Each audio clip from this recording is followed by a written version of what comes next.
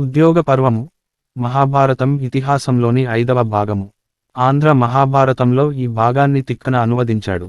ఉద్యోగము అనగా ప్రయత్నము. యుద్ధానికి, శాంతికి జరిగే యత్నాలు ఈ పర్వంలో ముఖ్య కథాంశం. సంస్కృత మూలంలో 6698 శ్లోకాలు ఉన్నాయి. సనత్సుజాతీయము ఉద్యోగ పర్వంలో ఒక భాగం 41 నుండి 46 వరకు అధ్యాయాలు. దీనిపై ఆది శంకరాచార్యులు వ్యాఖ్యానం వ్రాశాడు. ప్రథమాశ్వాసం. పాండవుల సమావేశం.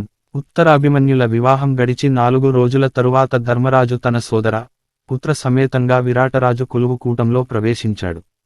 అప్పుడు విరాటరాజు కృష్ణుడు, బలరాముడు, వారి పుత్రులు బంధువులతో ఇష్టాగోష్ఠి జరుపుతున్నాడు. అప్పుడు శ్రీకృష్ణుడు అందరినీ చూసి పాండవులు అరణ్యవాసం, అజ్ఞాతవాసం విజయవంతంగా పూర్తి చేశారు. వారు ఎంతటి ధర్మపరులో అందరికీ తెలుసు. సుయోధనుడు శకుని సాయంతో పాండవులను మాయాజూదంలో ఓడించి పాండవుల రాజ్యలక్ష్మిని అన్యాయంగా అపహరించాడు. కనుక పాండవులకు కౌరవులకు క్షేమకరమైన ఒక మార్గం అన్వేషించి పాండవుల రాజ్యం వారికి సంక్రమింపచేయాలి. పాండవులకు పితృధనంగా కొంత రాజ్యం లభించింది. ధర్మరాజు రాజసూయ యాగం నిర్వహించి రాజ్యాన్ని విస్తరించి మాయాజూదంలో అంతా దుర్యోధనుని పరం చేసి అడవులలో సోదర, పత్ని సమేతంగా అనేక ఇడుములు పడ్డాడు. సుయోధనుడు శకుని, దుశ్శాసన, కర్ణాదులతో చేరి వారిని అనేక అవమానాల పాలు చేశాడు. పాండవులు సాయం సంతరించుకునే లోపే వారిని ఎదుర్కోవడానికి సన్నాహాలు చేస్తున్నాడు. కనుక పాండవులు వారికి సహాయాన్నందించే వారిని సమీకరించడం అనివార్యం. వారి బలపరాక్రమాలను ప్రదర్శించవలసిన సమయం ఆసన్నమైంది. అయినా కౌరవుల మనసులో ఏముందో తెలుసుకుని తదుపరి కార్యక్రమ రచన చేయడం ఉచితం. కనుక హస్తినాపురానికి ఒక దూతను పంపుట ఉచితం. వారు పాండవులకు రాజ్యభాగం శాంతి మార్గంలో ఇస్తే ఇరువర్గాలకు మంచిది. లేకుంటే ఏది ఉచితమో తరువాత నిర్ణయిస్తాము అన్నాడు.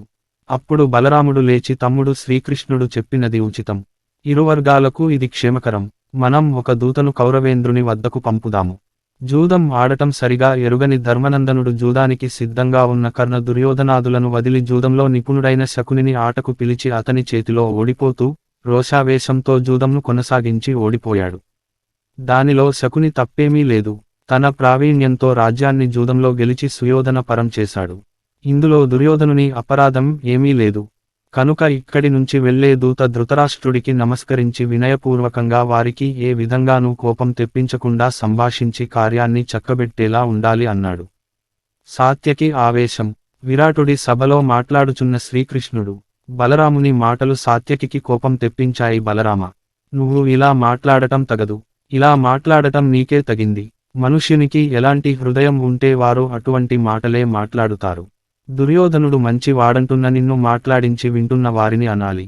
ధర్మరాజు వేడుక పుట్టి జూదం ఆడాడా? దుర్యోధనాదులంతా కుట్రపన్ని ధర్మరాజుని క్షత్రియ ధర్మాన్ని అనుసరించి జూదానికి పిలిచి కపట జూదం ఆడి అతడి రాజ్యలక్ష్మిని అపహరించి అతని సోదరులను ధర్మపత్నిని అవమానించారు. ధర్మరాజు ధర్మగుణం లోకానికి తెలియనిదా? నియమం ప్రకారం వనవాసం నుండి విముక్తుడు కాగానే వారి రాజ్యంను పొందడానికి ధర్మరాజు అర్హుడైనాడు. దీనుడై అతడు రాజ్యంను యాచించడం తగదు. పాండవుల వద్ద అపహరించిన రాజ్యం పాండవులకు ఇవ్వక తప్పదు. లేకున్న పాండవులు యుద్ధంలో వారి రాజ్యాన్ని పొందగలరు. భీమార్జునులను ఎదిరించి యుద్ధభూమిలో నిలువగల వాడెవడు? విరాటుని పరాక్రం తక్కువ. పాంచాల వీరులు, వృష్టి వీరులు యుద్ధంలో తలపడి సుయోధనుని తమ్ములను హతమార్చక మానరు. రాజ్యం ఇవ్వకుంటే యుద్ధం తప్పదు. దూతను పంపండి, కానీ న్యాయంగా ఇస్తే సరి. అంతేగాని యాచన వలదు అన్నాడు. ద్రుపదుడు తన అభిప్రాయం వెలిబుచ్చుట. సాత్యకి మాటలను ప్రోత్సహిస్తూ ద్రుపదుడు లేచి సాత్యకి చెప్పింది సమయోచితంగా ఉంది. బలరాముని మాటలు అంగీకరించడం వీలు కాదు. సుయోధనుడు మంచి మాటలతో వినకుంటే యుద్ధమే శరణ్యం. భీష్మ, ద్రోణాదులు సుయోధనుని ఆశ్రయంలో ఉన్నారు కనుక వారు అతనికి సహాయంగా ఉంటారు. అశ్వత్థామకు సుయోధనుడంటే అభిమానం మెండు కనుక అతడు సుయోధనుని వైపు యుద్ధం చేస్తాడు. పుత్రప్రేమను జయించలేని ద్రోణుడు సుయోధనుని వీడడు. కృపాచార్యుని బంధుత్వం అతడిని సుయోధనుని వైపు కట్టుబడేలా చేస్తుంది. ధృతరాష్ట్రునికి పుత్రుడంటే విపరీతమైన ప్రేమ కనుక అతడు సుయోధనుని అకృత్యాలను ఖండించి రాజ్యభాగాన్ని పాండవులకు ఇప్పించలేడు. శకుని మేనల్లుని అకృత్యాలను పెంచి పోషిస్తాడు. కర్ణుడు యుద్ధోన్మాది, అతడు సుయోధనుని యుద్ధానికే ప్రోత్సహిస్తాడు. దుశ్శాసనాది సోదరులు అన్నాజ్ఞ మీరరు కనుక సుయోధనుడు సంధికి అనుకూలంగా స్పందించడు. యుద్ధం అనివార్యం. సుయోధనుడు ఇప్పటికే ఆ ప్రయత్నాలు కొనసాగిస్తుంటాడు. రాజులు ముందుగా అడిగిన వారికే సహాయపడతారు కనుక మనము రాజుల సహాయాన్ని ముందుగా కోరడం మంచిది. వెంటనే మనం మన మిత్ర రాజులైన కేకయరాజు, జరాసంధుని కుమారుడు, దుష్టకేతు మొదలైన వారికి సమాచారం అందించి సహాయం కోరడం తక్షణ కర్తవ్యం అని చెప్పాడు ద్రుపదుడు. ఆపై తన పక్కనే ఉన్న బ్రాహ్మణుని చూపి ఇతడు నాకు అగ్రపురోహితుడు. ఇతడు చతుర సంభాషణలో ఘటికుడు. ఇతడు భీష్మ, ద్రోణ, ధృతరాష్ట్రాదులతో యుక్తంగా మాట్లాడగలడు. ఇతడి అన్ని విషయములు చెప్పి మన దూతగా ధృతరాష్ట్రుని వద్దకు పంపుతాము అన్నాడు. ద్రుపదుడు దూతను పంపుట. శ్రీకృష్ణుడు ధర్మజ, మీరు ద్రుపదుడు చెప్పిన మాట జరిగేలా చేయండి. పెళ్లికి వచ్చిన వారము ఎక్కువ రోజులు ఇక్కడ ఉండటం మంచిది కాదు, మేము వెళతాము అని. ద్రుపదుని చూసి మీరు మా అందరికి గురు స్థానంలో ఉన్నారు. మీ మాట అంటే ధృతరాష్ట్రునికి మన్నన. భీష్ముడు మిమ్ము ఆదరిస్తాడు. ద్రోణ, కృపులతో మీకు స్నేహం ఉంది. కనుక పాండవుల తరఫున దూతను పంపు బాధ్యత మీదే. మీ మాట మేము అంతా ఆదరిస్తాము. మీరు కోరినట్లు సుయోధనుడు రాజ్యం ఇవ్వకపోతే యుద్ధం తప్పదు. మీరంతా మీ నగరాలకు వెళ్లి యుద్ధ సన్నాహాలు చేయండి అని శ్రీకృష్ణుడు తన వారితో ద్వారకకు వెళ్ళాడు. పాండవులు, ద్రుపదుడు, విరాటుడు యుద్ధ సన్నాహాలు చేస్తున్నారు. ఈ విషయాలు చారుల ద్వారా తెలుసుకుని దుర్యోధనుడు తాను కూడా యుద్ధ సన్నాహాలు చేయడం మొదలుపెట్టాడు. పాండవుల తరఫున దూతగా వెళ్లిన బ్రాహ్మణుని పిలిచి ద్రుపదుడు, విప్రోత్తమ, నీవు మాకు హితుడవు, బుద్ధి కుశలత కలవాడవు, చరురభాషణలో నేర్పరివి, సమయస్ఫూర్తి కలవాడవు, ఉన్నతకుల సంజాతుడవు, మాకు సన్నిహితుడవు కనుక నిన్ను దూతగా పంపుతున్నాను. ధర్మరాజు ధర్మాత్ముడు, పరిశుద్ధుడు, క్షత్రియ ధర్మాలను పాటించేవాడు. దుర్యోధనుడు కుటిలుడు. శకుని తాను జూదంలో నిపుణుడై జూదం సరిగా రాని ధర్మరాజును బుద్ధిపూర్వకంగా జూదానికి పిలిచి కపటంతో ఓడించాడు. ధృతరాష్ట్రుడికి తెలిసే ఇందంతా జరిగింది. నీవు ధృతరాష్ట్రునితో మాట్లాడి పాండవుల రాజ్యం ఇమ్మని అర్థించాలి. పాండవులు అడవులలో పడిన కష్టాలు చెప్పి అక్కడి వారిని ఒప్పించాలి. శ్రీకృష్ణాదులు పలికిన పలుకులు సమయోచితంగా తెలియజేయాలి. భీష్మ, ద్రోణ, కృపాచార్యుల మనసెరిగి మాట్లాడాలి. దైవకృప వలన సుయోధనుడు అంగీకరిస్తే అందరికీ క్షేమమే అని చెప్పాడు. విప్రుడు అందరి వద్ద సెలవు తీసుకుని హస్తినకు వెళ్ళాడు. సహాయార్థి అయి దుర్యోధనుడు ద్వారకకేగుట. అర్జున దుర్యోధనులు కృష్ణుని సహాయము అర్థించుటకు వచ్చుట. హస్తినలో కూడా ఇలాంటి చర్చలే జరుగుతున్నాయి. శ్రీకృష్ణుని వద్దకు దూతను పంపాలనుకున్న దుర్యోధనుడు మనసు మార్చుకుని తనే స్వయంగా ద్వారకకు పయనమయ్యాడు. అర్జునుడు కూడా అదే రోజు ద్వారక చేరాడు. ఆ సమయంలో శ్రీకృష్ణుడు శయనించి ఉన్నాడు. ముందుగా వచ్చిన సుయోధనుడు శ్రీకృష్ణుని తలవైపు ఉన్న ఆసనంపై కూర్చున్నాడు. తరువాత వచ్చిన అర్జునుడు శ్రీకృష్ణుని కాళ్ల వైపు వినయంగా చేతులు కట్టుకుని నిల్చున్నాడు. శ్రీకృష్ణుడు నిద్రలేచి ముందుగా అర్జునుని వైపు చూసి తరువాత దుర్యోధనుని చూశాడు. ఇద్దరినీ తగురీతిన సత్కరించి వచ్చిన కారణం అడిగాడు. సుయోధనుడు ముందుగా, కృష్ణ, పాండవులకు మాకు యుద్ధం సంభవిస్తే యుద్ధంలో మాకు మీ సహాయం కోరడానికి వచ్చాను. నీకు పాండవులెంతో మేము అంతే. పైగా నేను ముందు వచ్చాను. ముందుగా వచ్చిన వారిని ఆదరించడం లోక నీతి కనుక నాకు నీ సహాయాన్ని అందించ కోరుతున్నాను. అందుకు శ్రీకృష్ణుడు, సుయోధనా, నీవు ముందు ఏతించిన మాట వాస్తవం. కాని నేను ముందుగా అర్జునుని చూశాను కనుక మీ ఇద్దరికీ సహాయాన్నందించడం నా విధి. మీ ఇద్దరికీ సమ్మతమయ్యేలా ఒక మార్గం చెప్తాను. నా వద్ద సుశిక్షితులైన నాతో సమాన రూపం కల నారాయణ నామం గల 10 లక్షల మంది యుద్ధ విద్యా నిపుణులు ఉన్నారు. వారిని ఎంచుకున్న వారి వైపు వారు యుద్ధం చేస్తారు. నేను ఒక వైపు ఉంటాను. అయితే నేను మాత్రం యుద్ధం చేయను. ఆయుధం పట్టను. కోరుకున్న వారికి హితుడుగా ఉంటాను. మీరిరువురు ఎవరికి ఇష్టమైంది వారు కోరుకోండి. అర్జునుడు చిన్నవాడు కనుక అతడు ముందు కోరుకోవడం ధర్మం అన్నాడు. వెంటనే అర్జునుడు, నాకు శ్రీకృష్ణుడు కావాలి అన్నాడు. సుయోధనుడు మనసులో సంతోషించి 10 లక్షల నారాయణ సైన్యంను తీసుకుని బలరాముని వద్దకు వెళ్లి సహాయం కోరాడు.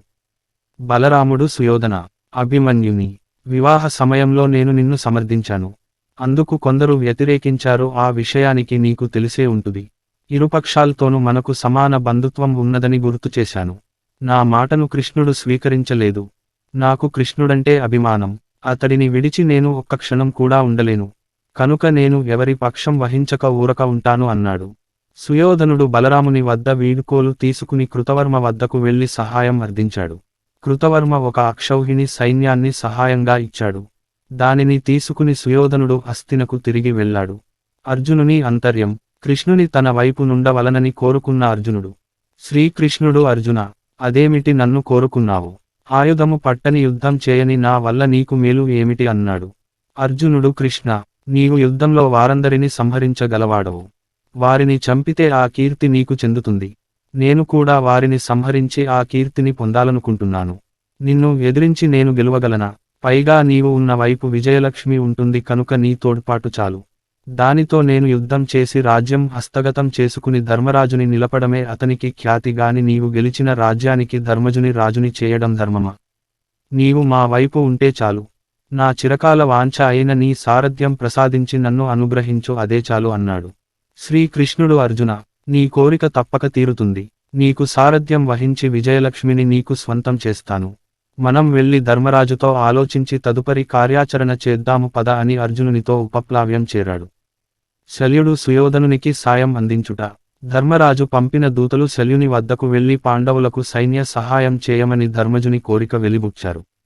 శల్యుడు ఆనందంగా సైన్య సమేతుడై మహారాజులైన పుత్రులతో కలిసి ఉపప్లావ్యంకు బయలుదేరాడు.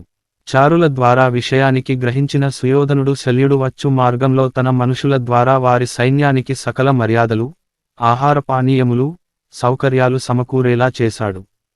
విందులు, వినోదాలు ఏర్పాటు చేసి రాజమర్యాదలు చేశాడు. ఇవి చూసిన శల్యుడు ఈ మర్యాదలు చేస్తున్న వారు నా మర్యాదకు అర్హులు. ఈ ఏర్పాట్లను చేసిన ధర్మరాజు అమాత్యులను పిలిపించండి అన్నాడు. దుర్యోధనుడి సేవకులు ఆశ్చర్యబోయి దుర్యోధనుడికి విన్నవించారు. అప్పుడు శల్యుడు తన ప్రాణములు ఇవ్వడానికి కూడా సిద్ధమైనంత సంతోషంతో ఉన్నాడు. అప్పుడు సుయోధనుడు శల్యుని వద్దకు వెళ్లి అవన్నీ తాను చేసినట్లు చెప్పాడు. శల్యుడికి దుర్యోధనుడి ప్రయత్నం అర్థం చేసుకున్నాడు. కానీ మాట తప్పలేడు. శల్యుడు ఏమి కావాలో కోరుకో అన్నాడు. అందుకు సుయోధనుడు ఆర్య, సత్యవాక్కువై నాకు మాట ఇవ్వు. నీవు సర్వసైన్యానికి అధ్యక్షుడవు కాదగిన వాడవు. నీకు పాండవులు ఎలాంటి వారో నేను అంతే.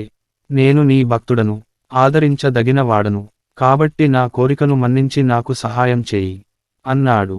శల్యుడు అందుకు సమ్మతించాడు. ఆ తరువాత శల్యుడు నేను ధర్మరాజు వద్దకు వెడుతున్నాను. అతనిని దర్శించిన తరువాత నీ దగ్గరకు వస్తాను అన్నాడు.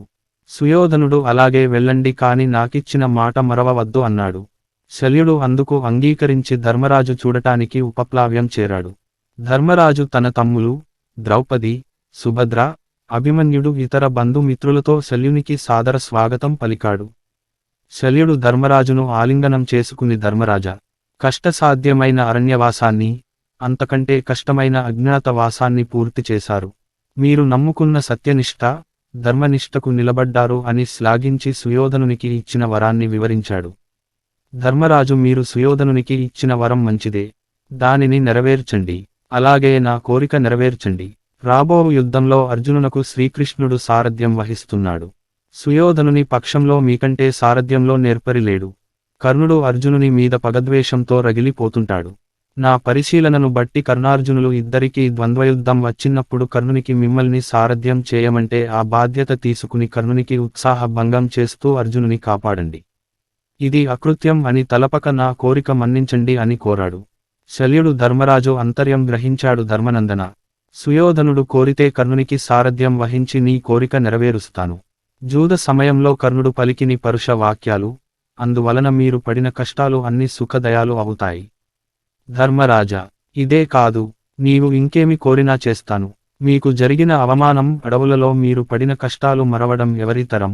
నువ్వే కాదు, ఇంతకు పూర్వం ఇంద్రుడు కూడా ఇలాగే అనుభవించాడు. విధి రాతను తప్పించడం పరమశివునకు కూడా సాధ్యం కాదు కదా అన్నాడు. ఇంద్రుడు పదవీచ్యుతుడై తిరిగి పట్టాభిషిక్తుడగుట. శల్యుని మాటలు విన్న ధర్మరాజు మహానుభావ, ఇంద్రుడు, శచీదేవి ఎందుకు కష్టాల పాలయ్యారు? కొంచెం వివరించండి అన్నాడు. శల్యుడు ఇలా చెప్పసాగాడు. దేవతలలో త్వష్ట అనేవాడు ఉన్నాడు. అతడు ఉత్తముడు. అతడు తన తపోశక్తితో మూడతలలున్న ఒక వ్యక్తిని సృష్టించాడు. అతని పేరు విశ్వరూపుడు. విశ్వరూపుడు ఇంద్ర పదవి కోరి ఘోరతస్సు చేస్తున్నాడు. ఇది తెలుసుకున్న ఇంద్రుడు అతని తపస్సు భగ్నం చేయటానికి అప్సరసలను పంపాడు. విశ్వరూపుడు అప్సరసల తలుకు వెలుకులకు లొంగకపోవడంతో ఇంద్రుడు విశ్వరూపుని చంపి ఆ విషయానికి 1 సంవత్సరం రహస్యంగా దాచాడు. తరువాత అందరికీ ఆ విషయం తెలిసి ఇంద్రుని చర్యను నిరసించారు. అతడు బ్రహ్మహత్యా పాతకం చేశాడని ఖండించారు. తనకు అంటిన బ్రహ్మహత్యా పాతకం పోగొట్టడానికి ఒక యాగం చేసి తనకంటిన పాపాన్ని సముద్రానికి, స్త్రీలకు, వృక్షాలకు పంచిపెట్టి బ్రహ్మహత్యా దోషాన్ని కడిగి వేశాడు. వృత్తాసుర వధ. ఇది తెలిసిన త్వష్ట కోపించి నిష్కారణంగా నిరపరాధి అయిన విశ్వరూపుని చంపినందుకు ఇంద్రుని చంపడానికి ఒక శక్తిని సృష్టించి అతడికి వృత్తుడు అని నామకరణం చేశాడు. అధిక బల సంపన్నుడైన వృత్తుడు ఇంద్రుని జయించి అతనిని మింగి కడుపు బరువెక్కడంతో నిద్రకుపక్రమించి గట్టిగా ఆవలించాడు. అప్పుడు ఇంద్రుడు తన శరీరాన్ని చిన్నదిగా చేసి బయటకు వచ్చాడు. ఇంద్రుడు తిరిగి వృత్తాసురునితో యుద్ధానికి దిగాడు. వృత్తుని దాటికి తట్టుకోలేక దేవతలు మందర పర్వత శిఖరానికి చేరి వృత్తుని చంపే ఉపాయం కోసం ఆలోచించారు. అందరూ మహావిష్ణువు వద్దకు వెళ్లి వృత్తుని చంపే ఉపాయం చెప్పమని అర్థించారు. మీరు వెళ్లి ఇంద్రునికి వృత్తునికి సంధి చేయండి. నేను తగిన సమయం చూసి ఇంద్రుని వజ్రాయుధంలో ప్రవేశించి అతడు అంతమయ్యేలా చేస్తాను అన్నాడు. ఋషులంతా వృత్తుని వద్దకు వెళ్లి ఇంద్రుడు అజేయుడు, నీవా అధిక బలశాలివి, మీరు ఒకరిని ఒకరు జయించడం ఎన్నటికీ సాధ్యం కాదు. కనుక ఇంద్రునితో మైత్రి చేసుకో అని నచ్చచెప్పారు. వృత్తుడు అందుకు అంగీకరిస్తూ బదులుగా నాకు ఒక వరం ప్రసాదించండి. నేను తడిసిన దానితో కాని ఎండిన దానితో కాని రాత్రి కాని పగలు కాని సంహరించబడకూడదు. అందుకు ఒప్పుకుంటే ఇంద్రునితో సంధి చేసుకుంటాను అన్నాడు. వృత్తుడు మైత్రి చేసుకున్నా ఇంద్రుడు మాత్రం వృత్తుని సంహరించే మార్గం అన్వేషిస్తూ ఉన్నాడు. ఒకరోజు అసుర సంధ్యలో సముద్రతీరంలో విహరిస్తున్న వృత్తుని చూసి అతడిని సంహరించడానికి అది తగిన సమయమని గ్రహించిన ఇంద్రుడు విష్ణువుని ప్రార్థించి తన వజ్రాయుధాన్ని సముద్ర జలాల నురుగులో ముంచాడు. విష్ణువు ఆ నురుగులో ప్రవేశించాడు. ఆ నురుగు సాయంతో వృత్తుని సంహరించాడు. నహుషుడు ఈ విషయానికి తెలిసిన భూతాలు బ్రహ్మహత్య చేసినందుకు నిందించాయి. బ్రహ్మహత్యా పాతకం వెంట తరమగా ఇంద్రుడు పదవీచ్యుతుడై నిషదాచలంలో తలదాచుకున్నాడు. దేవతలంతా ఇంద్రపదవి కోసం తగిన వాడి కోసం అన్వేషిస్తూ భూలోకంలో 100 అశ్వమేధయాగాలు చేసిన నహుషుడు అనే మహారాజుని ఆ పదవిలో కూర్చోమని అర్థించారు. నహుషుడు మాత్రం అందుకు అంగీకరించలేదు. ఇంద్ర పదవి అధిష్ఠించేంత సామర్థ్యం తనకు లేదన్నాడు. యముడు, అగ్ని, వరుణాది దేవతలు తమ శక్తిని అతనికి పంచారు. నహుషుడు దానితో అధిక బల సంపన్నుడైనాడు. నహుషుడు ఇంద్రపదిని అధిష్ఠించి ధర్మపరుడై సమస్త లోకాలను పాలిస్తున్నాడు. కిన్నెరలు, కింపురుషులు, యక్షులు, సిద్ధులు, విద్యాధరులు, గంధర్వులు, గరుడులు సమస్త దేవతల నుండి తేజో భాగములు స్వీకరించి అత్యంత తేజోమయుడయ్యాడు. మునులంతా నహుషుని సేవిస్తున్నారు. తుంబురు నారదులు గానంతో వినోదం అందిస్తున్నారు. రంభ, మేనక, తిలోత్తమ, ఊర్వశి మొదలైన అప్సరసలు నాట్యంతో వినోదం కలిగిస్తున్నారు. ఇన్ని భోగాలు ఒక్కసారిగా సంక్రమించగానే నహుషునిలో గర్వం తొంగి చూసింది. నహుషుడు శచీదేవిని కోరుట. నహుషుడు ఇంద్రుని భార్య శచీదేవిని చూసి ఆమె అందానికి ముగ్ధుడై ఆమెను మోహించాడు. అతడు దేవతలను పిలిచి, నేను స్వర్గాధిపతిని, అందరూ నన్ను చూడటానికి వచ్చారు. కాని శచీదేవి మాత్రం నా వద్దకు రాలేదు. వెంటనే ఆ సుందరాంగి శచీదేవిని ఇక్కడకు పిలిపించండి అని ఆజ్ఞాపించాడు. అది విని శచీదేవి భయపడి దేవగురువు బృహస్పతిని శరణు వేడింది. జరిగినదంతా విన్న బృహస్పతి, అమ్మా శచీదేవి, ఊరడిల్లుము, నీ భర్త తిరిగి రాగలడు, నేను నిన్ను కాపాడతాను అన్నాడు. ఇది తెలిసిన నహుషుడు, నేను కోరిన వనితకు బృహస్పతి రక్షణ కల్పిస్తాడా అని ఆగ్రహించగా దేవతలు, దేవేంద్ర పదవిలో ఉన్న మీరు పరస్త్రీలను కోరుట తగదు అని నచ్చచెప్పారు. అందుకు నహుషుడు నవ్వి, ఇంద్రుడు గౌతముని భార్యను కామించినప్పుడు ఈ బుద్ధులు మీరెందుకు చెప్పలేదు? మీరు వెంటనే శచీదేవిని నా వద్దకు తీసుకురండి అన్నాడు. దేవతలు మునులతో బృహస్పతి వద్దకు పోయి, గురుదేవా, ఇంద్ర పదవిలో ఉన్న నహుషుడు శచీదేవిని కోరడానికి అర్హుడు. కనుక శచీదేవిని అతని వద్దకు పంపి అతని కోపం పోగొట్టండి అని ప్రార్థించారు. బృహస్పతి నవ్వి, నహుషుడు శచీదేవిని కోరడమా? అందుకు మీరు అంగీకరించడమా? ఇది లోకహితమా? ఇంతటి మహాకార్యాన్ని ఆచరించవలసినదే కాని శరణు వేడిన వారిని విడుచుట ధర్మం కాదు, కనుక నేను ఆమెను పంపను అన్నాడు. మునులు, అయితే తగిన కర్తవ్యం ఆలోచించండి అని అర్థించారు. బృహస్పతి, ఒక పని చేద్దాము, శచీదేవి నహుషుని వద్దకు వెళ్లి కొంత సమయం అడుగుతుంది. ఆ తరువాత జరగవలసినది ఆలోచిస్తాము అన్నాడు. బృహస్పతి ఆదేశానుసారం శచీదేవి నహుషుని వద్దకు వెళ్ళింది. నేను ఇంద్రపత్నిని, ఇంద్రుడు ఉన్నాడో లేదో తెలియలేదు. నా మనసు శంకిస్తుంది, ఏ విషయం తెలియకుండా తొందరపడకూడదు, నాకు కొంత సమయం కావాలి అన్నది. నహుషుడు అందుకు అంగీకరించాడు. మునులు రహస్యంగా విష్ణుమూర్తిని కలుసుకుని ఇంద్రుని పాపం పోగొట్టమని అడిగారు. శచీదేవి ఇంద్రుని వద్దకు పోవుట. విష్ణుమూర్తి ఇంద్రునిచేత అశ్వమేధయాగం చేయించండి, అతని పాపం పోతుంది అన్నాడు. మునులు అలాగే ఇంద్రునిచేత అశ్వమేధయాగం చేయించారు. ఇంద్రుని పాపం పరిహారం కాగానే అమరావతికి వెళ్ళాడు. అక్కడ నహుషుడు అమిత తేజోమయుడై ఉండటం చూసి భయపడి ఎవరికీ చెప్పకనే వెళ్ళిపోయాడు. ఇంద్రుని జాడ తెలియని శచీదేవి కలతపడి ఉపశ్రుతి అనే దేవతను ఆరాధించి ఆమెను సాక్షాత్కరింపచేసుకుంది. ఉపశ్రుతి, అమ్మా శచీదేవి, నేను నీ పాతివ్రత్యానికి మెచ్చి వచ్చాను.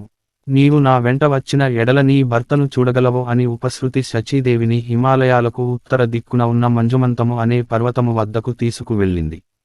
అక్కడ ఉన్న సరోవరంలో ప్రవేశించారు. ఆ తరువాత ఒక తామరపుష్ప కాడలో ప్రవేశించారు.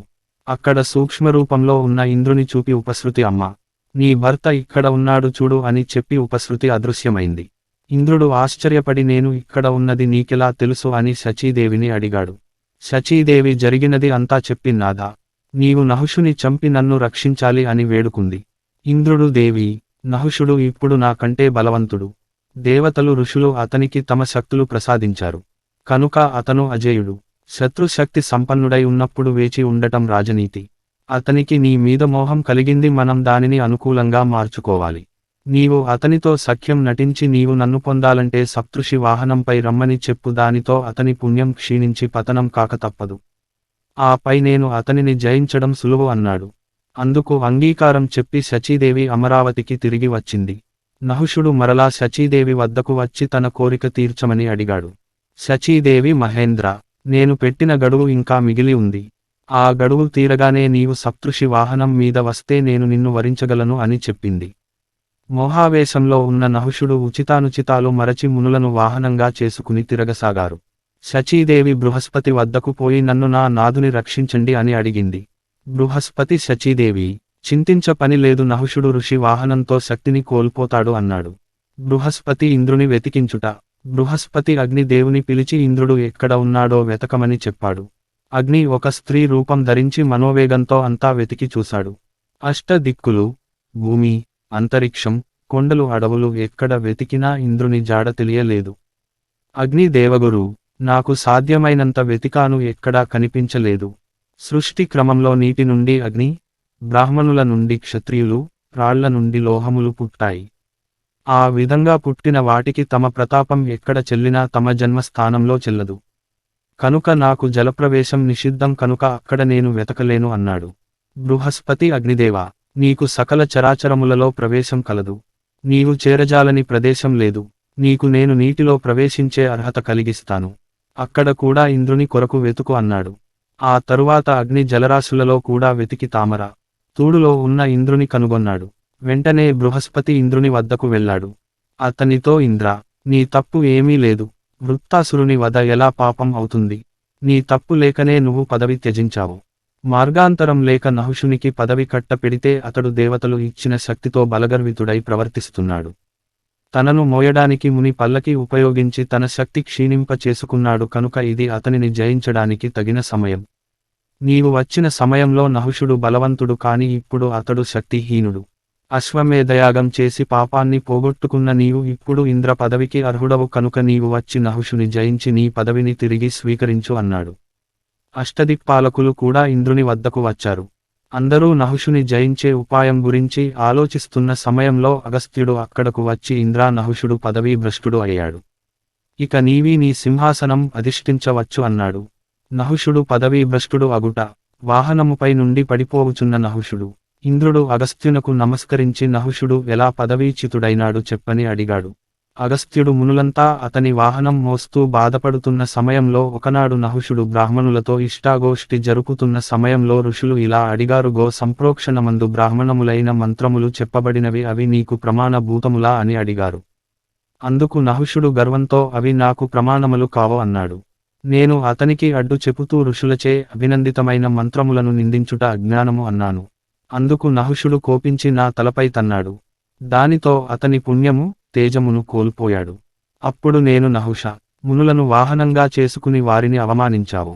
వారు గౌరవించు మంత్రములు ప్రమాణములు కాదని నిరసించావు. నన్ను అవమానించావు కనుక నీవు పదవీ భ్రష్టుడివై ఇంద్రలోకం నుండి పతనమై భూలోకమున సర్ప రూపమున అనేక సంవత్సరములు నివసించెదవు కాక అని శపించాను. నహుషుడు నన్ను పరి విధాల ప్రార్థించగా అతడికి శాప విమోచనం చెప్పాను. ధర్మపరుడు సత్పురుషుడైన యుధిష్ఠరుని చూసిన తరువాత అతని పాపములు పరిహారమై పుణ్యలోక ప్రాప్తి కాగలదు అని చెప్పాను అన్నాడు. ఇంద్రుడు అగస్త్యునికి పూజించాడు. అమరావతి అంతా అక్కడికి వచ్చి ఇంద్రుని అభినందించింది. ఇంద్రుడు అమరావతికి పోయి ఇంద్ర పదవిని అధిష్ఠించి శచీదేవితో సుఖంగా ఉన్నాడు అని వివరించాడు. శల్యుడు మరలా, ధర్మరాజా, ఇంద్రుని వంటి వారే తమ అధికారానికి భంగం జరిగినప్పుడు అజ్ఞాతవాసం అనుభవించాడు. కనుక మీరు మీ దురవస్థకు దుఃఖించవలదు. దుర్యోధనుడు నహుషుని వలె నశించక తప్పదు అన్నాడు. ధర్మరాజు శల్యునికి కర్ణుని నిరుత్సాహపరచడం గురించి గుర్తు చేశాడు. శల్యుడు అందుకు అంగీకారం తెలిపి ఇంకా ఏమైనా ఉంటే తప్పక చేస్తానని సేనలతో హస్తినకు బయలుదేరాడు. సేనల సమాయత్తం. సాత్యకి ఒక అక్షౌహిణి సేనతో పాండవుల వద్దకు వచ్చాడు. చేది దేశాధీశుడు, శిశుపాలుని కుమారుడు దృష్టకేతు, జరాసంధుని కుమారుడు సహదేవుడు ఒక్కొక్క అక్షౌహిణి సేనతో వచ్చి కలిశారు. కేకయ రాజులు కూడా ఒక్క అక్షౌహిణితో కలిశాడు. ద్రుపదుడు బంధువులతో ఒక్క అక్షౌహిణితో కలిశాడు. పర్వతరాజు ఒక్క అక్షౌహిణితో కలిశాడు. విరాట రాజు తన సైన్యముతో కలిశాడు. పాండ్యరాజు ఒక్క అక్షౌహిణితో కలిశాడు. ఇలా పాండవ సైన్యం 7 అక్షౌహిణులైంది. ఇక సుయోధనుడు కూడా తన సైన్యాన్ని సమాయత్తం చేస్తున్నాడు. భగదత్తుడు ఒక్క అక్షౌహిణితోనూ, కాంబోజరాజు సుదక్షిణుడు ఒక్క అక్షౌహిణితోనూ, భూరిశ్రవుడు ఒక్క అక్షౌహిణితోనూ, శల్యుడు ఒక్క అక్షౌహిణితోనూ, సింధురాజు జయద్రథుడు ఒక్క అక్షౌహిణితోనూ, మాహిష్మతీపతి నీలుడు ఒక్క అక్షౌహిణితోనూ, యాదవరాజు కృతవర్మ ఒక్క అక్షౌహిణితోనూ, అవంతిరాజులు విందాను విందులు తలా ఒక్క అక్షౌహిణితోనూ, వివిధ దేశముల నుండి వచ్చిన సైన్యం 3 అక్షౌహిణులయ్యాయి. మొత్తం 11 అక్షౌహిణుల సైన్యం కౌరవ పక్షాన చేరింది. ద్రుపదరాజు పంపిన పురోహితుని రాయబారం. ద్రుపదరాజు పంపిన పురోహితుడు హస్తినకు చేరాడు. అతడు భీష్ము, ద్రోణ, కృపాచార్యు, విదుర దుర్యోధనాదులను కలుసుకున్నాడు. మరునాడు ధృతరాష్ట్ర సభలో ధృతరాష్ట్రుడు, పాండురాజు అన్నదమ్ములు, వారి పుత్రులైన కౌరవ, పాండవులకు రాజ్యంపై సమాన హక్కు ఉందని మీకంతా తెలుసు. పాండవులను చంపడానికి చేసిన అనేక ప్రయత్నాలు వాటి నుండి వారు తప్పించుకున్న విధం మీకు తెలుసు. పాండవులు తమ బాహుబలంతో నూతన రాజ్యాన్ని స్థాపించి, వృద్ధి చేసిన రాజ్యంను శకునితో కలిసి కుట్రపన్ని జూదం వంకతో దుర్యోధనుడు అపహరించిన విషయానికి మీకు తెలుసు. వీటిని అంగీకరించిన ధృతరాష్ట్రుని ఏమనాలి? పాండవ పత్నిని సభలో వలువలు వలిచి అవమానించిన విషయానికి, వారి రాజ్యం అపహరించిన విషయానికి ఎలా మరువగలము? నాటి నిర్ణయానుసారం ఇప్పుడు వారు అరణ్య అజ్ఞాత వాసాలు ముగించుకుని మునుపటి తప్పులను తలంచక వారి రాజ్యభాగం కోరుతూ సంధి నిమిత్తం నన్ను పంపారు. కౌరవ, పాండవ ప్రవర్తను ఎరిగిన మీరు దుర్యోధనుడికి నచ్చ చెప్పటం మంచిది. పాండవులు బలహీనులు కారు. జననష్టం లేకుండా తమ రాజ్యంను పొందాలనుకుంటున్నారు. వారి వైపు 7 అక్షౌహిణుల సైన్యమే ఉంది. మా వద్ద 11 అక్షౌహిణుల సైన్యం ఉందని అనుకుంటున్నారేమో. సాత్యకి, భీముడు ఒక్కొక్కరు 1000 అక్షౌహిణులకు సమం. అర్జునిని ఎదిరించి నిలువగలిగిన వీరుడు ముల్లోకాలలో లేడు. అన్నిటికి మించి చతురోపాయములో సమర్థుడైన శ్రీకృష్ణుడు వారి వైపు ఉండగా వారిని విజయలక్ష్మి వరించకుండా ఉండకలదా? వారిని పిలిపించి వారి రాజ్య భాగం ఇప్పించి అందరూ క్షేమంగా సుఖంగా ఉండండి అని చెప్పి కూర్చున్నాడు. ధృతరాష్ట్ర సభలో సంధి విషయంలో చెలరేగిన వివాదాలు. బ్రాహ్మణుని మాటలు విన్న భీష్ముడు లేచి పాండవులు శ్రీకృష్ణునితో కలిసి ఉండటం, వారు శాంతియుతంగా సమస్య పరిష్కారానికి దారులు వెదకడం అదృష్టం. మీ మాటలు వినడానికి కొంత కటువుగా ఉన్నా ఆమోదయోగ్యం. పాండవులు అనుభవించిన కష్టాలు మనందరికీ తెలుసు. కనుక వారిని సగౌరవంగా వారి రాజ్య భాగాన్ని ఇవ్వడం సముచితం. కాని పక్షంలో ఆగ్రహించిన అర్జునుని యుద్ధంలో ఎవరు ఆపగలరు? సాక్షాత్తు వజ్రాయుధం ధరించిన ఇంద్రుడు కూడా అర్జునుడి ముందు నిలువలేడు. ఇక తక్కిన ధనుర్ధారుల సంగతి చెప్పనేలా? అతని బాణాగ్నికి సర్వం ఆహుతి కాక తప్పదని నా అభిప్రాయం అన్నాడు. భీష్ముడు ఇలా మాట్లాడుతుండగా కర్ణుడు లేచి బ్రాహ్మణోత్తమ, అందరికీ తెలిసిన విషయాన్ని మాటి మాటికి ప్రస్తావించడం వ్యర్థం. దుర్యోధనుని కొరకు శకుని జూదం ఆడాడు. ధర్మరాజు సకలము ఓడాడు. ఇందులో అపరాధం లేదు. అనుకున్న ప్రకారం అజ్ఞాతవాసం ముగియకనే రాజ్యభాగం కోరడం తప్పు. విరాటుడు, ద్రుపదుడు సహాయంగా ఉన్నారని రాజ్యభాగం అడగటంలో ఏమి న్యాయం ఉంది? ఇంత అన్యాయం ఎక్కడైనా ప్రపంచంలో ఎక్కడైనా ఉందా? అన్నాడు. అందుకు భీష్ముడు బాధపడుతూ కర్ణ, ఏమిటిది? పెద్ద వీరుడి మాదిరి మాట్లాడుతున్నావు. గోగ్రహణంలో అర్జునుడు మనందరిని గెలిచాడు. పలుమార్లు నీవు అతనితో తలపడి ఓడిన నీ పరాక్రమం ఏమిటో అప్పుడే చూశాం. ఇప్పుడు నువ్వు మాటలతో గెలుస్తున్నావు. గోగ్రహణ సమయంలో సుయోధనునికి నేను అజ్ఞాతవాసం ముగిసిందని చెప్పలేదా? ఇప్పుడు మరలా ఆ ప్రస్తావన ఎందుకు? ఈ బ్రాహ్మణుడు చెప్పినట్లు చేయకపోతే యుద్ధంలో మనం అర్జునుడి చేతిలో దెబ్బలు తిని మట్టి కరువక తప్పదు అని కోపంగా అన్నాడు. ధృతరాష్ట్రుడు భీష్ముని శాంతింపచేసి కర్ణుడిని నిందించి, విప్రోత్తమ, మీరు చెప్పింది సావధానంగా విన్నాను. తగు విధంగా ఆలోచించి మేము ఒక సౌమ్యుని పాండవుల వద్దకు పంపి మా మనసులో మాట తెలియచేస్తాము. మీరు వెళ్ళి రండి అన్నాడు.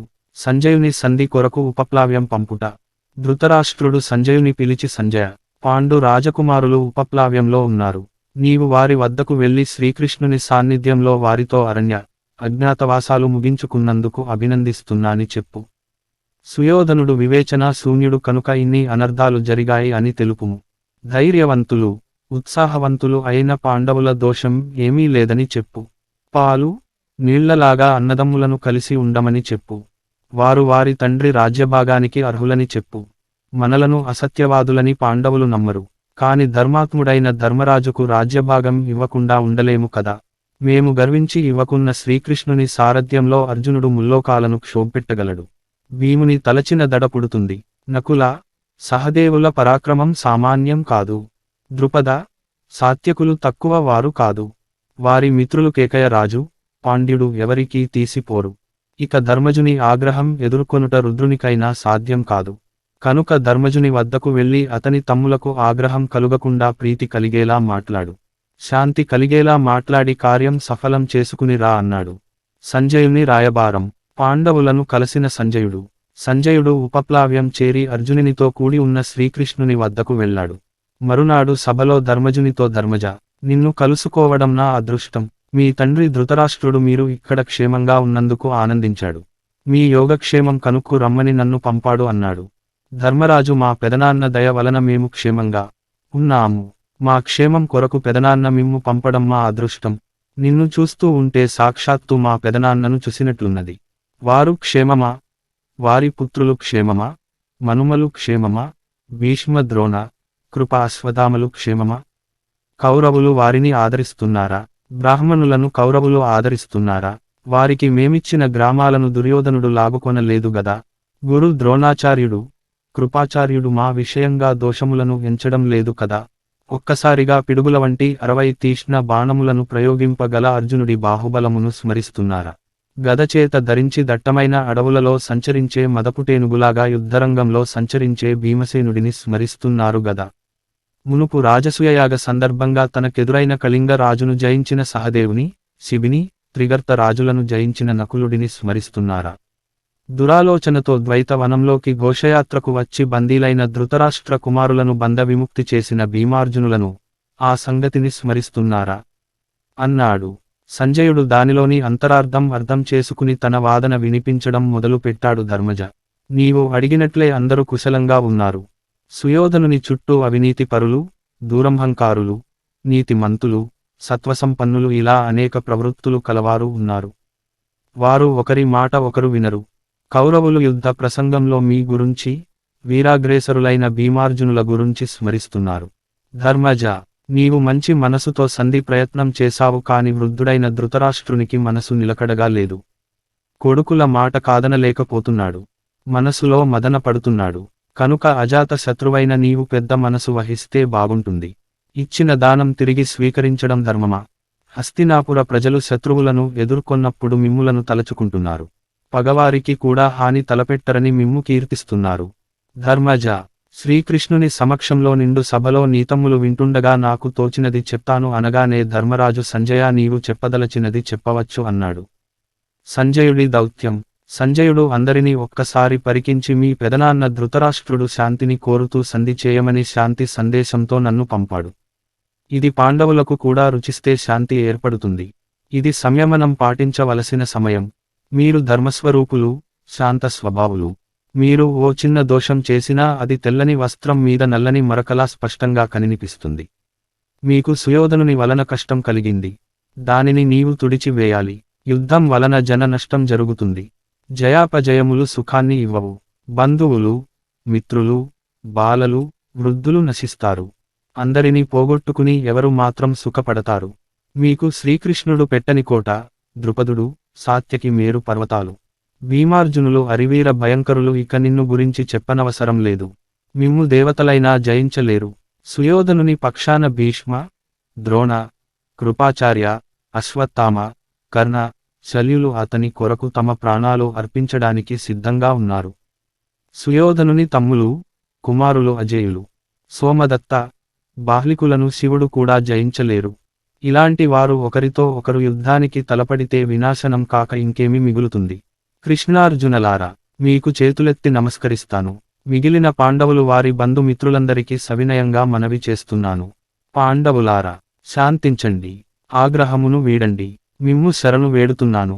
ఇది సర్వలోక సమ్మతం, ఇందుకు భీష్మాదులు సంతసిస్తారు అని పలికి కూర్చున్నాడు. సంజయునికి ధర్మజుని స్పందన. ధర్మరాజు సంజయ, నా మాటలలో యుద్ధం అన్న మాట ధ్వనించిందా? మాకు మాత్రం యుద్ధమంటే ప్రియమా? యుద్ధానికి దిగకనే కార్య సాఫల్యత కలిగితే కావలసినదేముంది? భీమార్జునులు జనహితమైన పనులే చేస్తారు కాని అప్రియములు చేయరు. దురాశకు పోయి యుద్ధానికి దిగితే యుద్ధం దుఃఖం కాక సుఖం ఇస్తుందా? సంజయ, మా పెదనాన్న ధృతరాష్ట్రుడు తాను అక్రమ మార్గాన నడుస్తూ నన్ను ధర్మ మార్గాన నడవమనడం న్యాయమా? తాము ఉత్తమ మార్గాన నడుస్తూ ఎదుటి వారికి చెబితే బాగుంటుంది. ఇప్పుడు మాకు సంపద లేదు, బలం లేదు. మమ్ము పిలిచి ఆదరించడానికి ధృతరాష్ట్రుడు వెర్రివాడా? ఆయన ప్రవర్తన మాకు కొత్త కాదు. అప్పుడే పెద్దల మాటలు విననివాడు ఇప్పుడు వింటాడా? జూదపు సిరికి ఆశపడకూడదని విదురుడు అప్పుడు చెప్పిన మాటలు విని ఉంటే ఇప్పుడు ఇంత దూరం వచ్చేది కాదు. అతడు సుయోధనుడు విషం తాగమన్నా త్రాగుతాడు కాని మంచి మాటలు వింటాడా? ధృతరాష్ట్రునికి సుయోధనుడు అత్యంత పరాక్రమవంతుడని నమ్మకం. సుయోధనుడు కర్ణుని భుజబలంతో రాజ్యం నిష్కంటకం చేసుకోవాలని అనుకుంటున్నాడు. కానీ అది అతడి భ్రమ. ఎందుకంటే ఇంతకు ముందు అనేక యుద్ధాలు జారిగాయి. అప్పుడు కర్ణుడు కౌరవులను ఎందుకు గెలిపించలేకపోయాడు? ధృతరాష్ట్రుడు దుర్యోధనుడు, దుశ్శాసనుడు, కర్ణాదుల మాటలు వింటాడు కాని మంచి మాటలు వినరు. అన్నీ తెలిసిన నీవు ఇలా మాట్లాడటం అవివేకమా లేక లౌకికమా? భీష్మాదులకు యుద్ధం అంటే తెలియదా? ఆశాపాశ బంధితులై కళ్ళు కానని వారికి అర్జునిని గాంధీవ కాంతులు పూర్తిగా గుడ్డి వారిని చేయక మానవు. సంజయ, మా పరాక్రమం పొగుడుతూనే వారితో పోరి గెలవలేమని చెప్తున్నావు. నీకు పక్షపాత బుద్ధి ఏలా? యుద్ధంలో గెలువగలమా లేదా అన్నది విడువుము. నీవు గుణవంతుడవు కనుక మా కోపం పోయేలా మాట్లాడావు. మేము ఇప్పటి వరకు ఎవరికీ అపకారం చేయలేదు, ఇక ముందు అలాగే సహనంగా ఉంటాము. నిజంగా ధృతరాష్ట్రుడు మంచి వాడై మా మీద ప్రేమ ఉంటే మమ్ములను పిలిచి గౌరవించి మా రాజ్య భాగం మాకు ఇచ్చి బంధుత్వం నిలుపమని చెప్పు. నీవు చెప్పినట్లు నేను కూడా శాంతిని వహిస్తాను. ఇంద్రప్రస్థం నా రాజ్యంగా ఉండుగాక అన్నాడు. సంజయుని ప్రతిస్పందన. సంజయుడు లేచి ధర్మజ, ఎన్ని తప్పులనైనా సహించి ఓర్పు వహించగలవు కనుకే ఇన్ని మాటలు చెప్పాను. నీవు నమ్మిన సత్యం, అహింసలే నీకు సంపదలు. కౌరవులు మీకు రాజ్యభాగం ఇవ్వకున్నా మీకు ఆ నెత్తురు కూటికన్నా భిక్షమెత్తి జీవించుట మేలు కదా. నీవు యుద్ధ రూపమైన పాపమును చేయవద్దు. రాజసూయం నిర్వహించిన నీ చరిత్రను హింసతో కళంకితం చేసుకోకు. నీతో మాయాజూదం ఆడి నిన్ను అవమానపరచిన కౌరవులను లోక నిందితులను చేశావు. అరణ్యములలో కష్టాలు అనుభవించిన నీవు ఇలా నీచమైన యుద్ధానికి తలపడి బంధుమిత్రులను చంపుట ధర్మం కాదు. ఇంతకు ముందు కూడా ఈ శ్రీకృష్ణుడు, సాత్యకి ద్రుపదాదులు, శత్రు సంహారకులైన నీ తమ్ములు నీ వెంట ఉన్న వనాలకు వెళ్లారు గదా. దుర్యోధన, దుశ్శాసన, భీష్మ, ద్రోణకర్ణశల్య బాహ్లీకాడులను చంపి నీవేం సుఖపడతావు? చెప్పు. హాలాహలం దిగమింగిన ఈశ్వరుడిలా నీవు నీ కోపాన్ని దిగమింగి నీ కీర్తిని కాపాడుకో అన్నాడు. సంజయునికి ధర్మజుడు బదులిచ్చుట. సంజయుని మాటలు విన్న ధర్మరాజు సంజయ, నీవు పలికింది నిజమే. కర్మలలో ధర్మం శ్రేష్టమైనదనుట సత్యం. ఒక్కొక్క చోట ధర్మం అధర్మ రూపంలో కనపడుతుంది. మరొక చోట ధర్మం అధర్మంగా కనపడుతుంది. ఇంకొక చోట ధర్మం తన సహజమైన ధర్మ రూపాన్నే ధరిస్తుంది. విద్వాంసులు తమ బుద్ధి చేత దాని అసలు రూపాన్ని చూడగలరు. ధర్మాధర్మాలు ఆపత్కాలంలో భిన్న లక్షణాన్ని పొందుతాయి. ఆపద్ధర్మం యొక్క స్వభావం వీరేగా ఉంటుందని తెలుసుకో. కనుక నన్ను నిందించదలచుకున్న నేను చేసినది అధర్మం అని నిరూపించి నిందించు. నువ్వు చెప్పినట్లు కోపం నివారించదగినది. అహింస పరమ ధర్మమే. కానీ లోక కంటకులను, వంశనాశకులను, పాపాత్ములను నిర్మూలించి ప్రజలను రక్షించుట క్షత్రియ ధర్మమని పెద్దలు చెప్పగా విన్నాను. ఈ భూమండలం మీదున్న సమస్త ధనం లభిస్తుందన్నా, దేవతల సంపత్తి లభిస్తుందన్నా, దానికంటే గొప్పదైన బ్రహ్మలోక వైభవం వస్తుందన్నా సరే నేను అధర్మం స్వీకరించను. ఇక్కడ ధర్మానికి అధినాయకుడు, నీతిజ్ఞుడు, కుశలుడు, కర్తవ్యాకర్తవ్యములను, ధర్మాధర్మములను నిర్ణయించుటకు శ్రీకృష్ణుడు ఉన్నాడు. ఆ శ్రీకృష్ణుడు నేను చేయునది ధర్మమా అధర్మమా అని నిర్ణయించి చెప్పగలడు. అతడు రెండు వైపులా హితాన్ని కోరువాడు. అతని ఆధ్వర్యంలో అందక, భోజక, యదు, వృష్టి, సృంజయ, కేకయ రాజులు నడుచుకుంటున్నారు. మాకు అతని మాట శిరోధార్యం అన్నాడు. సంజయునికి శ్రీకృష్ణుడి సమాధానం. ఈ మాటలు విన్న శ్రీకృష్ణుడు సంజయ, నేను పాండవుల మేలు కోరుకుంటున్నాను. అదే విధంగా ధృతరాష్ట్రుని అభివృద్ధిని కూడా కాంక్షిస్తాను. నేను ఇద్దరినీ శాంతించమనే చెప్తాను. నా కోరిక కూడా అదే. నా వల్లగాని యుధిష్ఠిరుని వల్లగాని ధర్మలోపం జరుగదు. ఈ విషయానికి నీకు కూడా తెలుసు. ధృతరాష్ట్రుడు ఇప్పుడు తెలివి తెచ్చుకుని పాండవులను పరామర్శించడానికి నిన్ను పంపాడు. నీవు నీకు తోచిన ధర్మాన్ని వినయంగా చెప్పావు. నీ శాంతి వచనాలు సంతోషం కలిగించాయి. పైకి సవ్యంగా కనిపిస్తున్నా ధర్మరాజు మాటలు సంధి పొసగదని భావిస్తున్నట్లు తెలుస్తూ ఉంది. ధర్మరాజు మాటలు సరి అయినవే. ఎందుకంటే పుత్రపక్షపాతి అయిన ధృతరాష్ట్రుడు కొడుకు మాటలు విని పాండవుల రాజ్యంను ఆశిస్తూ ఉంటే ధృతరాష్ట్రుడి తీపి మాటలకు పాండవులు రాజ్య భాగం వదులుతారా? యుధిష్ఠిరుడు స్వధర్మాన్నే ఆచరిస్తాడు. ఒకవేళ తమ స్వధర్మాచరణలో దైవవశం చేత మృత్యువును కూడా పొందవచ్చు. అది కూడా వారికి మంచిదే. నీకు అన్ని ధర్మాలు తెలుసు. గతాన్ని మరచి పాండవులు కౌరవులతో సఖ్యంగా బ్రతకాలని అనుకుంటున్నారు. అది వారి కరోనా గొప్పతనం. ధర్మం ప్రకారం తమ తండ్రి రాజ్యం పాండవులకు ఇవ్వకుంటే వారు యుద్ధానికి సన్నద్ధం కావడం అధర్మమా? అవమానాలు నిరంతరం సహిస్తూ బతకడం కంటే యుద్ధం చేయడం మేలు అని నాకు అనిపిస్తుంది. యుద్ధం క్షత్రియ ధర్మం కాదా అని ధర్మరాజు అడిగాడు కదా. ద్విజులకు ధర్మాధర్మాలు నిర్ణయించిన పెద్దలు క్షత్రియులు యాచించకూడదు, వారు ఇవ్వడమే కాని తీసుకోకూడదు అని చెప్పిన విషయానికి లోకవిదితం. వర్ణాశ్రమ ధర్మ రక్షకులైన క్షత్రియులు వారి ధర్మాన్ని వదులుతారా? ధర్మంగా సంపాదించిన సంపదను అధర్మ మార్గాన కాజేసిన వారిని శిక్షించడం ధర్మమని శాస్త్రాలు బోధించలేదా? సంజయ, ఇక్కడ వచించిన ధర్మాలు కౌరవులకు చెప్పలేదా? వారు కాదా అధర్మంగా ప్రవర్తించినది? వారు కాదా నిండు సభలో ద్రౌపదిని వలువలు లాగి అవమానించి పాండవులకు అవమానం కలిగించినది? లోకంలో జూదం ఎవరూ ఆడలేదా? వారిని ఇలాగే అవమానించారా? పాండవులు సంధికి సిద్ధమే, యుద్ధం చేయడానికి సిద్ధమే. ఈ రెండు పరిస్థితులు గ్రహించి నీవు ధృతరాష్ట్రుడికి ఉన్నది ఉన్నట్లుగా చెప్పు అని సంజయుడిని నిలదీశాడు. శ్రీకృష్ణుడు కౌరవుల తప్పులను ఎత్తి చూపుట. సంజయుడు, కృష్ణ, నీవే ఇలా మాట్లాడితే సంధి ఎలా పొసగుతుంది అన్నాడు. శ్రీకృష్ణుడు ఆ రోజు సభలో భీష్మ, ద్రోణ, కృపాచార్యులు నోరు మెదిపారా? కుమారుల అకృత్యాలను ధృతరాష్ట్రుడు ఆపగలిగాడా? దుశ్శాసనుడు వదిన అని చూడక ద్రౌపదిని నిందిస్తూ సభకు ఈడ్చుకు వస్తుంటే మామగారైన ధృతరాష్ట్రుడు ఎలా సహించాడు? ఆమె ఏడ్పులు వినిపించలేదా? విని ఓర్చుకున్నాడా? ఇప్పుడు తగుదునమ్మా అని పాండవుల యోగక్షేమం కనుక్కుని రమ్మన్నాడా? భార్యను అవమానిస్తుంటే పాండవులు మిన్నకున్నారు. ఆమె తనను తాను రక్షించుకున్నది కాబట్టి కౌరవులు బ్రతికిపోయారు, లేకుంటే ఆ రోజే చచ్చి ఊరకుండేవారు. పాండవులు ఎల్లకాలం ఇలాంటి అవమానాలను సహించి ఊరకుండవలసినదేనా? సభలో కర్ణుడు జూదంలో నీ భర్తలు నిన్ను ఓడారు కనుక వారు ఉండి లేనట్లే. కనుక సభలో నీకు నచ్చిన వారిని భర్తగా ఎంచుకో అనలేదా? శూలాలలా ఆ మాటలు ద్రౌపదిని బాధించిన విషయానికి నీకు తెలవదా? దుశ్శాసనుడు ఇక్కడ రోషం ఉన్న మగాడెవరు? నీకు భర్తలు ఉండి లేనట్లే అనలేదా? పాండవులు అప్రయోజకులే అయినా అలా మాట్లాడటం వలన వారికి కలిగిన మేలు ఏమి? ఆ తరువాత జరిగినవి సభలో చెప్పతగినవి కాదు.